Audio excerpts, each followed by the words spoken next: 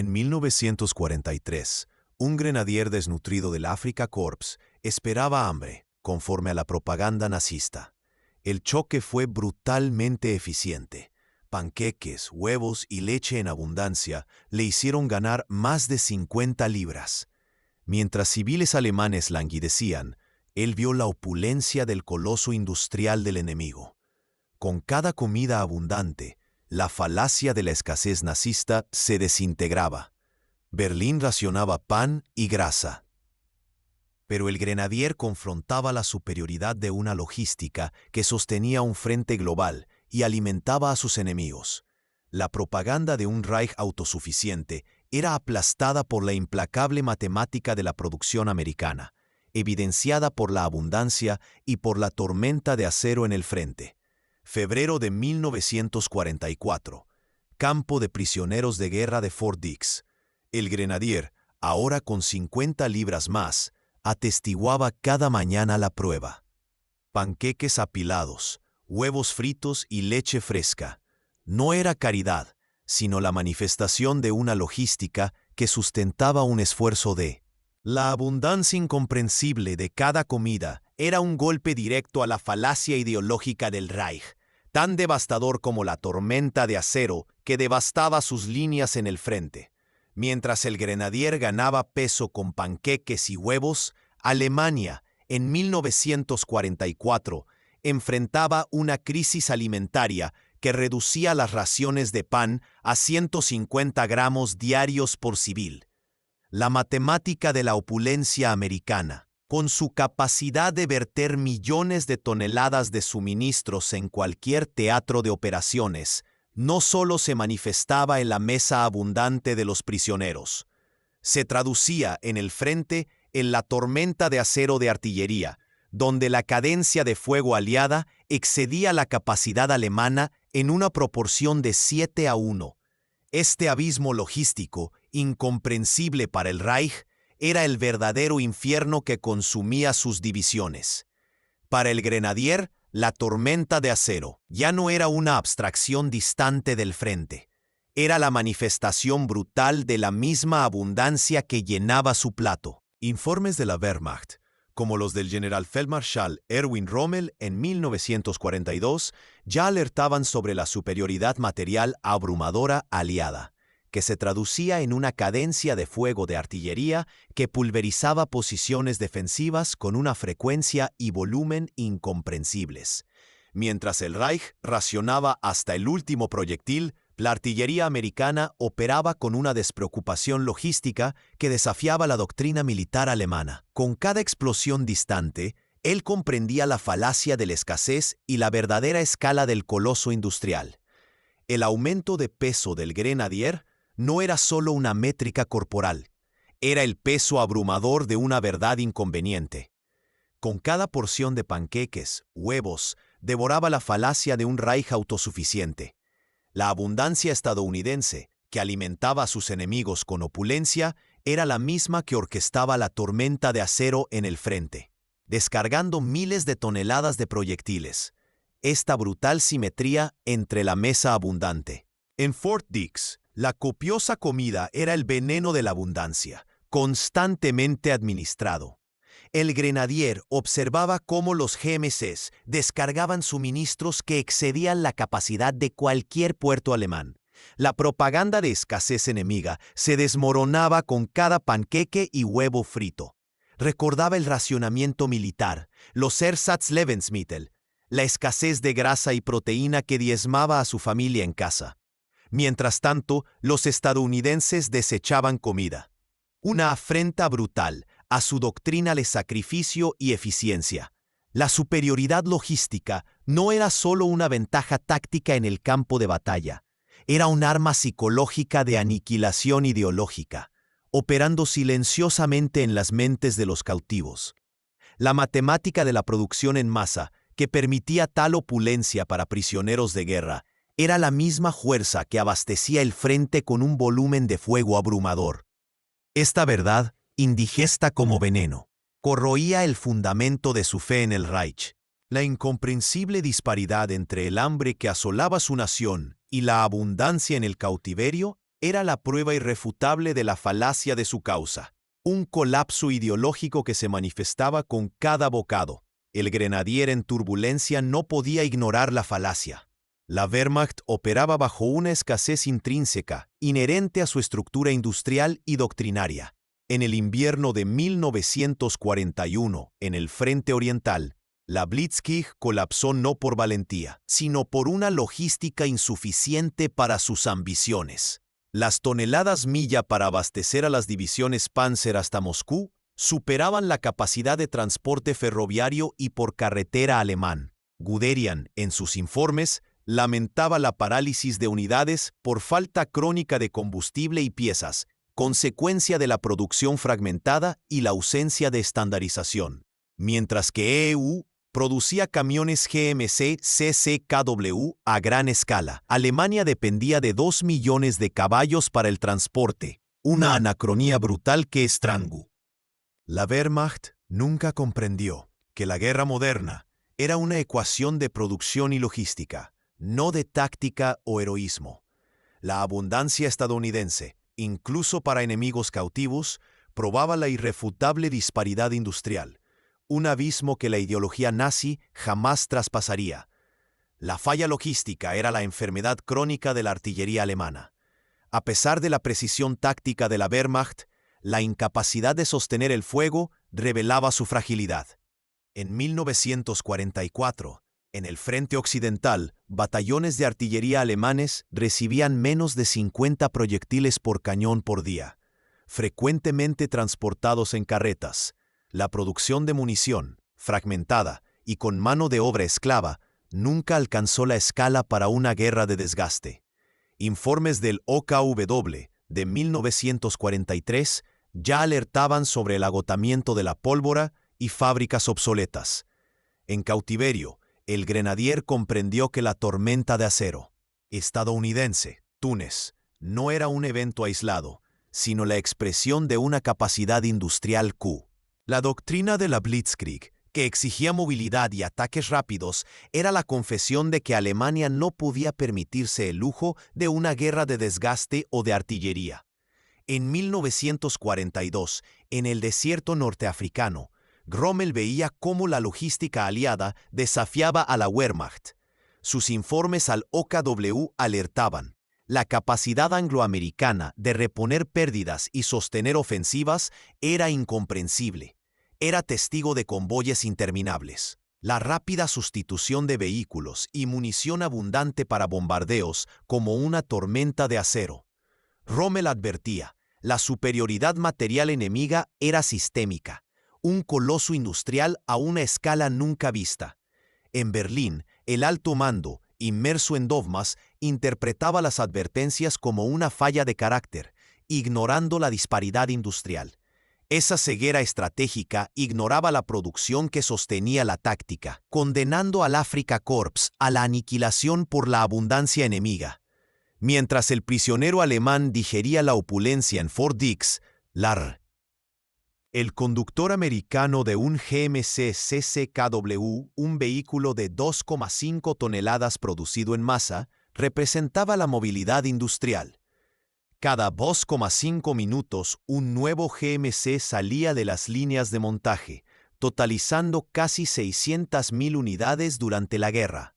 Este coloso sobre ruedas garantizaba el flujo ininterrumpido de suministros, desde munición para la tormenta de acero hasta raciones para los soldados. En contraste, la Wehrmacht, a pesar de su doctrina de Blitzkrieg, dependía de más de 2 millones de caballos para la mayor parte de su transporte de retaguardia. En 1943, el general Halder, en su diario, lamentaba que la movilidad de una división de infantería alemana era equivalente a la de una unidad del siglo XIX. Cada kilómetro recorrido, esta dependencia anacrónica estrangulaba las líneas de suministro alemanas, haciendo de la logística una quimera inalcanzable y de la superioridad táctica una ilusión efímera. En 1944, la ingeniería de la abundancia americana se solidificó en el Red Bull X.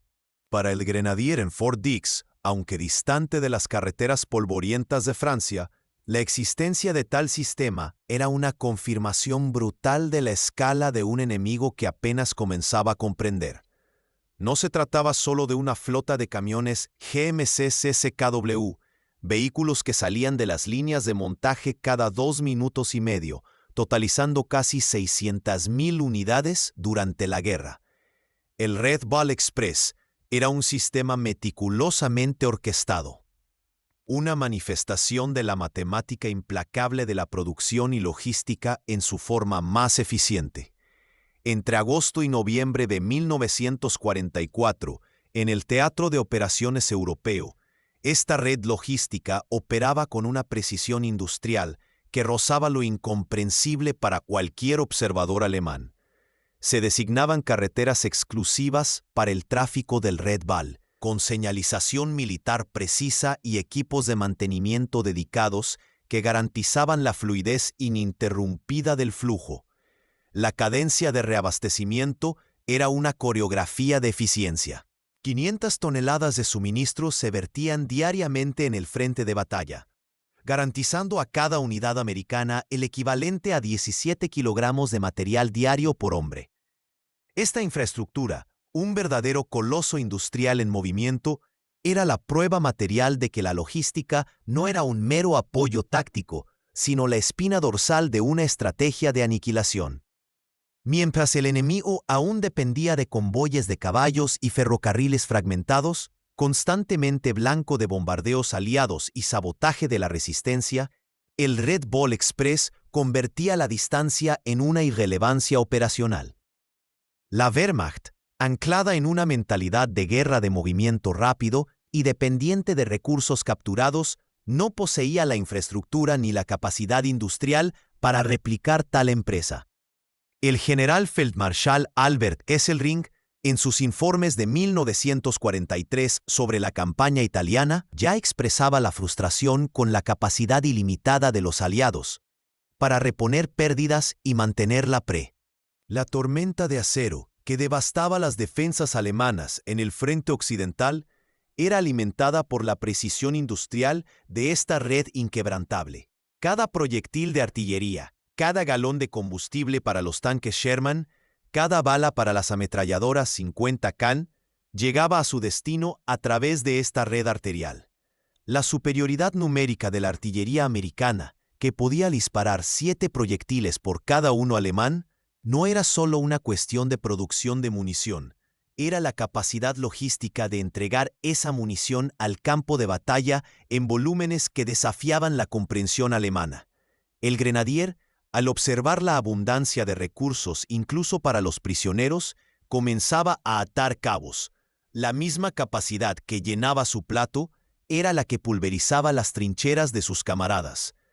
La falacia del Reich, que prometía autosuficiencia y superioridad racial, se desmoronaba bajo el peso de la evidencia material, la doctrina de escasez alemana, que veía la logística. El Red Ball Express no era solo una hazaña de ingeniería, era una declaración de poder, una demostración de que América operaba en una escala de abundancia que Alemania jamás podría igualar. El colapso ideológico del grenadier no era solo sobre tortitas, era sobre la comprensión de que la guerra moderna se ganaba no por la valentía individual, sino por la capacidad industrial de orquestar la tormenta de acero y de alimentar a sus propios enemigos con una opulencia que desafiaba la realidad, demostrando que el sacrificio de su nación era, de hecho, un error catastrófico contra un coloso industrial de escala verdaderamente incomprensible. El grenadier, cuyo nombre ahora se perdió en las estadísticas de cientos de miles, no era una anomalía. Al regresar a la Alemania devastada en la posguerra, era uno de los miles de excombatientes que portaban una verdad incómoda, inscrita en sus propios cuerpos. El aumento de peso promedio de 20 a 30 kilos, registrado en informes de desmovilización aliados, era una cicatriz de abundancia, un testimonio físico que confrontaba directamente la narrativa de privación y sacrificio que el Reich había impuesto. Mientras las familias alemanas languidecían bajo un régimen de racionamiento severo, pan de serrín y patatas mohosas eran la norma en 1945.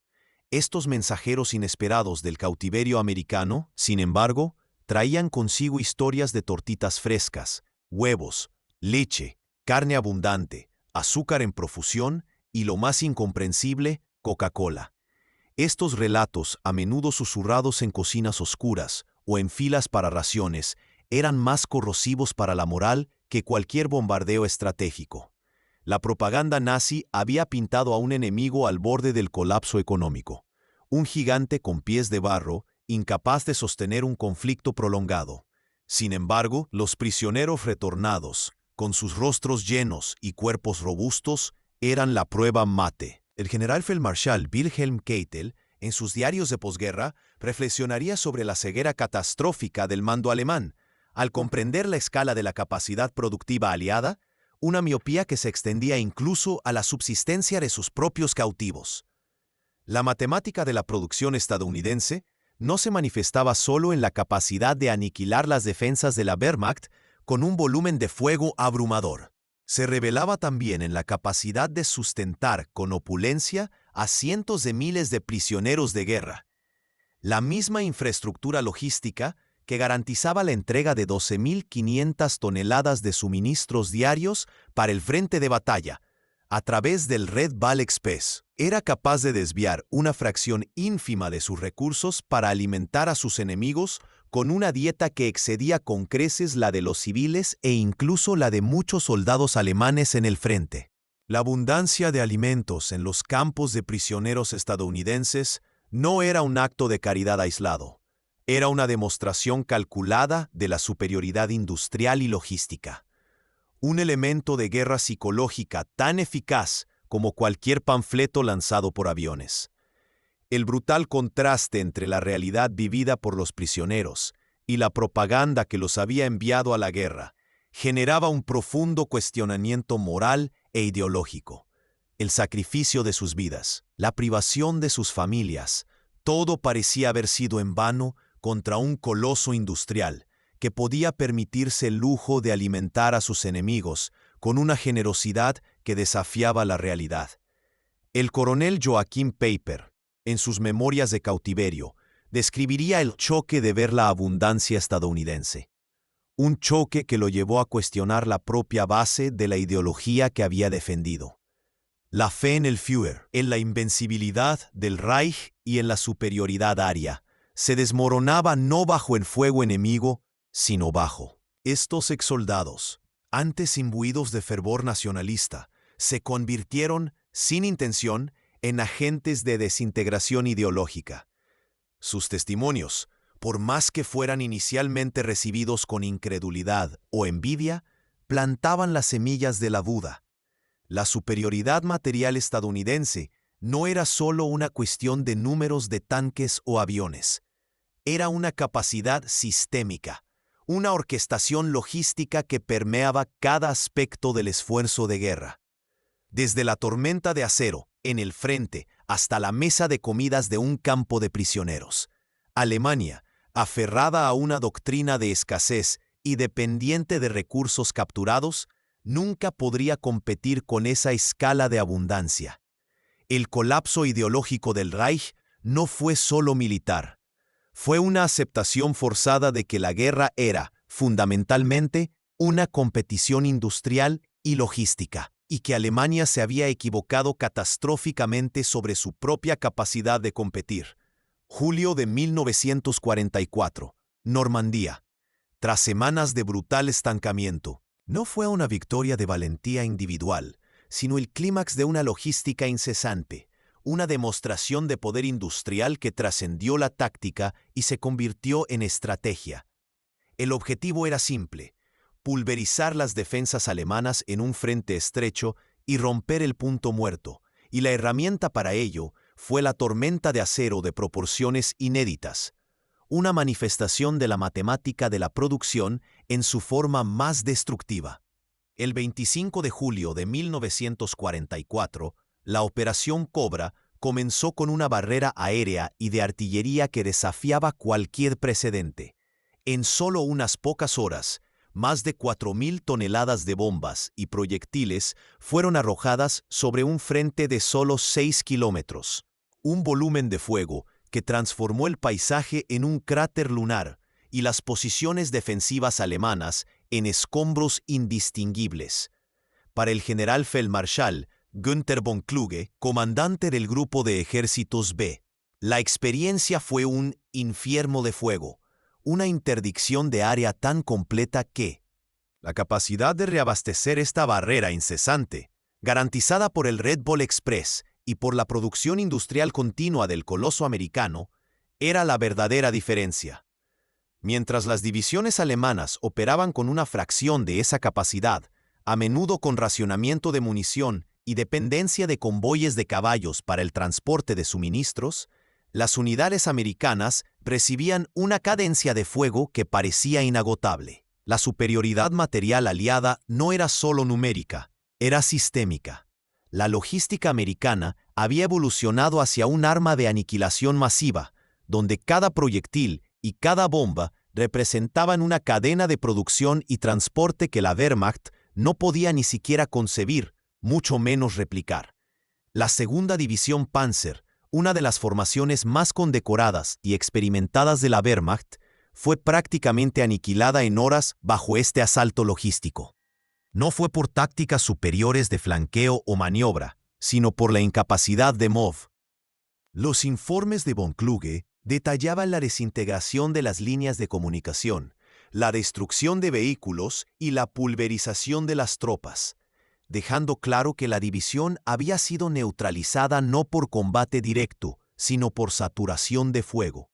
La doctrina alemana, que priorizaba la calidad de la tropa y la maniobra rápida, colapsaba ante un enemigo que podía simplemente inundar el campo de batalla con acero y explosivos. La proporción de bajas de 7-1, un dato estadístico brutalmente eficiente, no era una casualidad ni una medida de valentía individual. Era la matemática de la producción en acción, la prueba irrefutable de que la capacidad industrial para fabricar, transportar y disparar 7 proyectiles por cada uno alemán era el factor decisivo. La Segunda División Panzer, con sus tanques Panther y Tiger, individualmente superiores a los Sherman en blindaje y potencia de fuego, fue inmovilizada y destruida no en duelos de tanques, sino bajo una lluvia de fragmentos y fuego que, la superioridad técnica de un tanque alemán era irrelevante si no podía moverse o comunicarse, y si era alcanzado por un volumen de fuego abrumador. La Operación Cobra reveló la falacia ideológica que había cegado al mando alemán. Habían subestimado la capacidad estadounidense de transformar la producción en potencia de fuego exponencial, de orquestar una tormenta de acero que no solo destruía, sino que desmoralizaba. La abundancia que alimentaba a los prisioneros de guerra con tortitas y huevos era la misma abundancia que arrojaba miles de toneladas de explosivos sobre sus camaradas.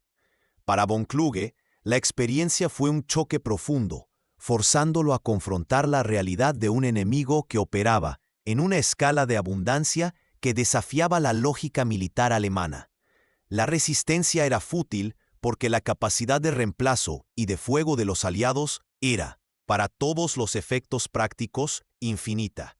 El colapso ideológico del Reich no vendría solo del hambre en casa, sino de la aniquila. La visión de la opulencia estadounidense, que alimentaba a sus propios enemigos con tortitas y huevos, era solo la superficie de una disparidad mucho más profunda y estructural. La ideología del Tercer Reich, que pregonaba una guerra total y una autosuficiencia económica inquebrantable, era en realidad una falacia ideológica monumental. Mientras la propaganda machacaba la imagen de una Alemania industrialmente invencible, la verdad entre bastidores era la de un mosaico de ineficiencia y escasez, una fragilidad que la Blitzkrieg intentó enmascarar, pero que la guerra de desgaste expuso de forma brutalmente eficiente. Desde los primeros días del conflicto, Alemania operaba bajo una doctrina de guerra relámpago, concebida para evitar un enfrentamiento prolongado que agotaría sus limitados recursos.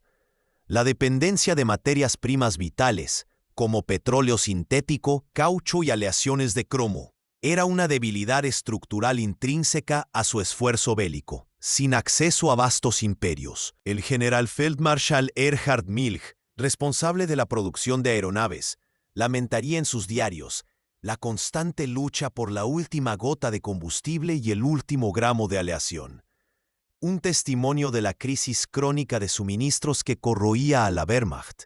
Mientras Estados Unidos estandarizaba la producción en masa, con líneas de montaje que vomitaban vehículos y equipos en volúmenes sin precedentes, la industria alemana permanecía fragmentada. Pequeños talleres, a menudo manufacturando componentes incompatibles, eran la norma, un vestigio de una economía preindustrial que no lograba adaptarse a la escala de la guerra moderna. Esta descentralización, aunque teóricamente más resistente a los bombardeos, impedía cualquier optimización de escala y resultaba en una matemática de la producción ineficaz.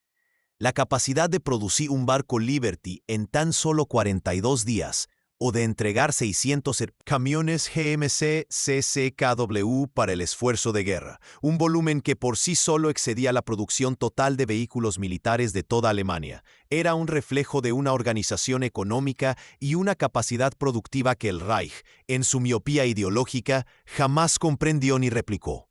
Albert Speer, ministro de Armamento y Producción de Guerra del Reich, detalló en sus memorias la lucha constante contra la escasez de materias primas y la incapacidad de escalar la producción a los niveles aliados.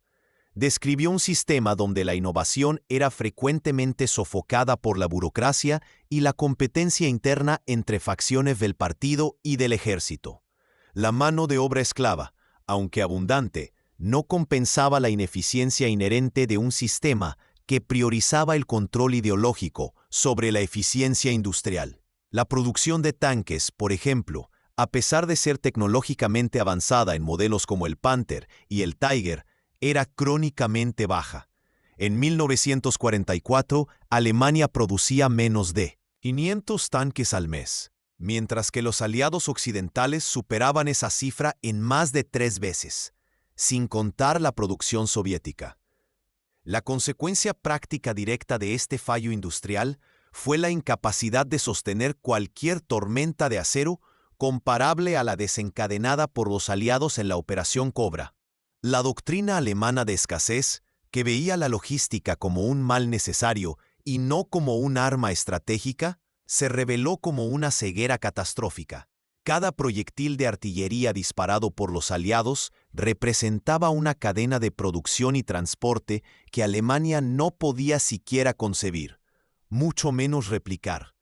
La superioridad numérica de la artillería estadounidense, que podía disparar 7 proyectiles por cada uno alemán, no era solo una cuestión de producción de munición. Era la capacidad logística de entregar esa munición al campo de batalla en volúmenes que desafiaban la comprensión alemana. El coloso industrial estadounidense no fue un accidente de la historia. La capacidad de alimentar a sus enemigos con opulencia, de construir flotas de barcos y camiones en tiempo récord, y de arrojar miles de toneladas de explosivos sobre las defensas enemigas, todo esto emanaba de la misma fuente, una matemática de la producción, que Alemania, atrapada en su propia retórica de autosuficiencia y superioridad, nunca pudo igualar. La guerra total alemana era un mito, deshecho por la realidad implacable de la logística y la capacidad industrial de un enemigo de escala verdaderamente incomprensible. La ceguera ideológica que oscurecía la visión del grenadier en su cautiverio estadounidense, prometiendo hambre y encontrando panqueques, era un reflejo ampliado de la miopía que afligía al propio alto mando alemán. La propaganda que alimentaba la creencia en la autosuficiencia del Reich y en la superioridad de su doctrina militar chocaba frontalmente con la realidad implacable de la logística aliada. Una verdad que para los generales más perspicaces comenzó a... El Generaloberst Heinz Guderian, el arquitecto de la Blitzkrieg y uno de los más brillantes estrategas de blindados de la Wehrmacht, registraba en sus anotaciones la parálisis de sus divisiones blindadas. No era el enemigo soviético quien las detenía, sino la ausencia crónica de combustible. Mientras sus tanques, muchos de ellos tecnológicamente superiores, quedaban inmovilizados por falta de gasolina. Él observaba con consternación la capacidad del enemigo de operar con una abundancia que desafiaba la lógica alemana de escasez. Por cada ton-mile que la Wehrmacht no lograba entregar, los aliados movían cientos, una disparidad que Guderian, en su pragmático análisis militar, no podía ignorar. La doctrina de la guerra de movimiento, que él mismo había perfeccionado, estaba siendo anulada no por tácticas superiores, sino por la incapacidad de sostener el movimiento. Esta incomprensión logística no era nueva. Ya en 1942, desde el desierto del norte de África, el general Feldmarschall él alertaba sobre la superioridad material abrumadora de las fuerzas aliadas y, lo que era más perturbador, sobre la capacidad aliada de reponer pérdidas a una tasa incomprensible. Rommel, un maestro de la maniobra y la improvisación, veía sus unidades ser constantemente superadas en número de tanques, aeronaves y suministros, y percibía que cada pérdida aliada era rápidamente reemplazada, mientras que cada tanque alemán destruido era una pérdida casi irremediable. La matemática de la producción, que él no podía cuantificar en detalle, era sentida en la piel de sus tropas, que enfrentaban a un enemigo que parecía tener un pozo inagotable de recursos. La transición de la ceguera ideológica a la amarga aceptación del hecho inevitable culminaría en los interrogatorios de posguerra. El Reichsmarschall Hermann Göring, jefe de la Luftwaffe y responsable de la economía de guerra, admitió que la incapacidad de Alemania de igualar la producción de aviones y vehículos de los aliados fue un F. En un testimonio que desmantelaba la propia retórica de invencibilidad del Reich, Göring reconoció que la logística era la verdadera estrategia. Esta declaración, proveniente de uno de los pilares del régimen nazi, era la prueba final de que la guerra moderna no se ganaba por la valentía individual o la genialidad táctica aislada, sino por una ecuación de producción y logística que Alemania jamás logró resolver. La tormenta de acero, que aniquilaba las defensas alemanas en Normandía, la abundancia que alimentaba a los prisioneros de guerra con panqueques y huevos, y la parálisis de las divisiones blindadas de Guderian, eran todas manifestaciones de la misma matemática implacable de la producción, que los generales alemanes, a duras penas, se vieron obligados a confrontar. La superioridad no residía solo en un tanque o un avión individual, sino en la capacidad sistémica de producir y entregar a una escala que el coloso industrial americano dominaba con maestría. El colapso ideológico del Reich no fue solo militar. Fue una aceptación forzada de que la guerra era, fundamentalmente, una competición industrial y logística, y que Alemania se había engañado catastróficamente sobre su propia capacidad de competir. La amarga aceptación de la verdad por parte de los generales alemanes no revelaba el abismo operacional que separaba a los beligerantes. La tormenta de acero y la opulencia para prisioneros no eran milagros aislados, sino la manifestación de una logística meticulosamente planificada. El sistema americano de suministro avanzado. Febrero de 1945, en Renania, el generaloberst Johannes Blaskowitz, comandante del grupo de ejércitos H, observaba con desesperación la capacidad americana de sostener ofensivas continuas.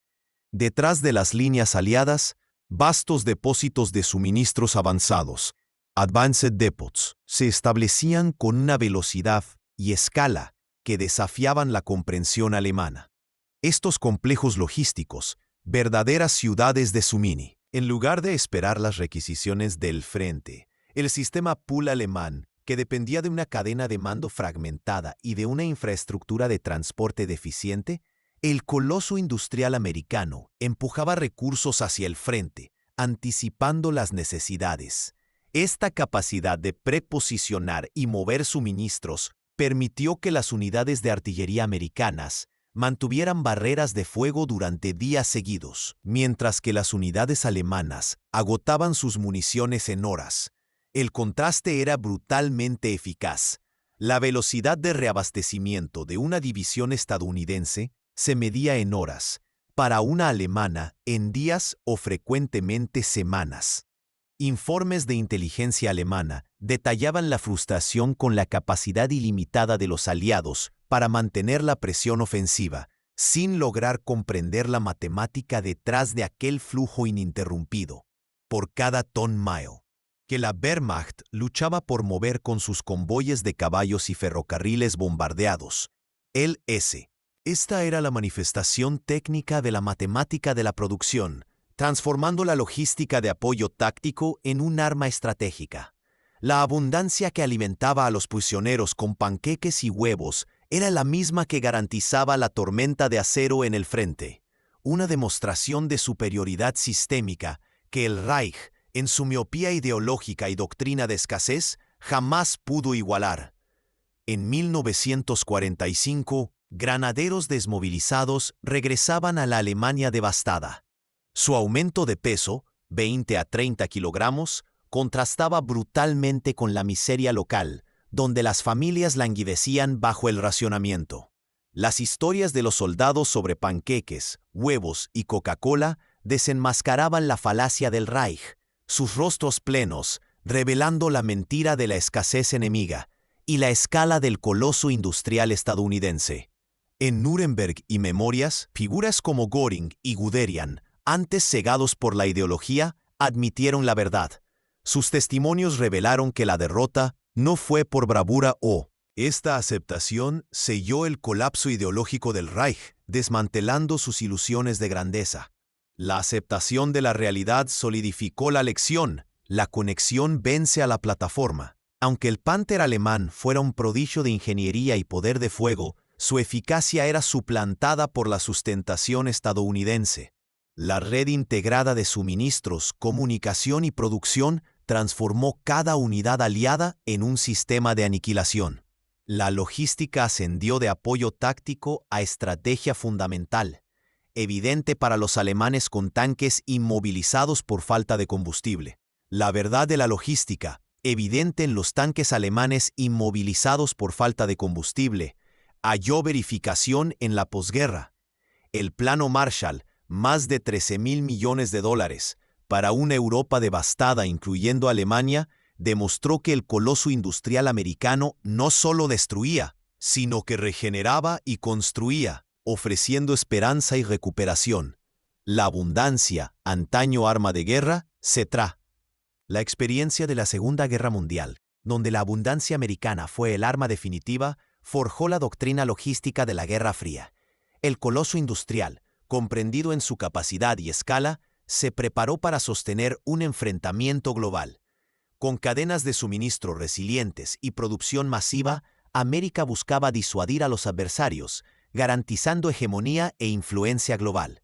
Para Alemania, que internalizó esta lección, la logística permaneció en el epicentro de la estrategia de poder global, legado de la matemática de la producción y del poder militar y económico.